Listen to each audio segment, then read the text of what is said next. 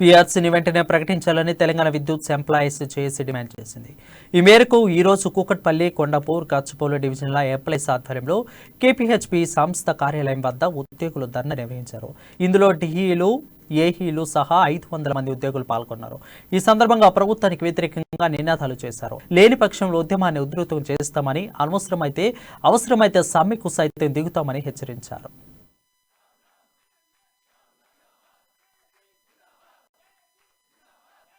ఈ రోజు Telangana state power employees JAC ఇచ్చిన పిలుపు మేరకు ఈ రోజు మన కేపీహెచ్పీ సీఎం గారి ఆఫీస్ కింద ఏదైతే డివిజన్ల దగ్గర లంచ్ అవర్ డెమోన్స్ట్రేషన్ ఉందో ఆ కార్యక్రమానికి ఈ రోజు దర్దాపులుగా 500 మంది ఎంప్లాయీస్ వాళ్ళ యొక్క నిరసన తెలియజేయడం కోసం ఇక్కడికి వచ్చారు. దానిలో భాగంగా ఏదైతే మా జేఏసీ పిలుపు ఇచ్చిందో ఆ పిలుపు మేర ఈ రోజు ఇక్కడ ధర్నా చేయడం జరిగింది. అలాగనే మాకు 1/4/22 అంటే ఏప్రిల్ 22కి 4 సంవత్సరాలు ఏదైతే పీఆర్సీ ఇవ్వాల్సి ఉన్నదో ఆ పీఆర్సీ 4వ నెల ఏప్రిల్ 22కి పూర్తయింది.